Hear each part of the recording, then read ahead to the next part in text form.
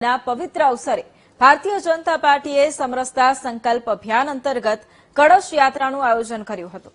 આ અભિયાનનો મુખ્ય ઉદ્દેશ્ય સંત રવિદાસ મહારાજના વિચારો અને સંદેશને સમાજો સુધી પહોંચાડવાનો હતો।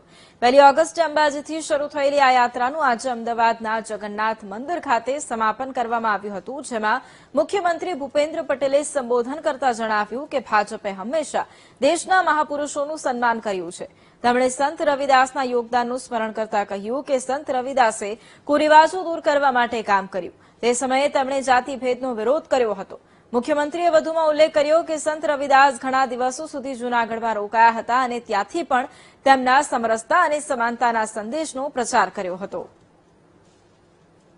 તમામ સાધુ સંતોની હાજરીમાં સરસ કળશનું દિલીપદાસજી મહારાજ અહીંયા પૂજન થયું છે અને આ કળશ અહીંયા જ 7 દિવસ સુધી તમામ નગરજનો એ કળશનું પૂજન કરશે અને ત્યારબાદ એ ગુજરાત રાજ્યના એ તમામ જિલ્લાઓની અંદર તમામ ગામ સુધી આ કળશ યાત્રા પહોંચશે।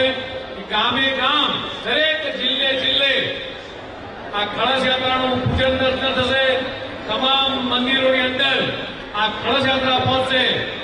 ભારતીય જનતા પાર્ટીનું દરેક કાર્યકર મહાપુરુષોએ દર્શાવેલા માર્ગ પર ચાલીને સમાજ અને રાષ્ટ્રના વિકાસ માટે કર્તવ્યરત રહે છે।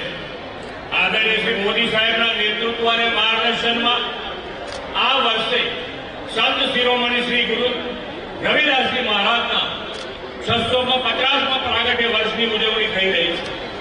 સંત ગુરુ રવિદાસજી મહારાજની ભારતની મહાન સંસ્કૃતિ પરંપરાના પ્રતીક છે।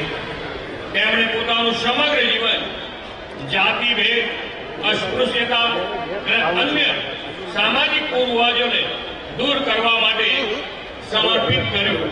તેમનો સંઘર્ષ અને ત્યાગ આજે પણ સમગ્ર સમાજ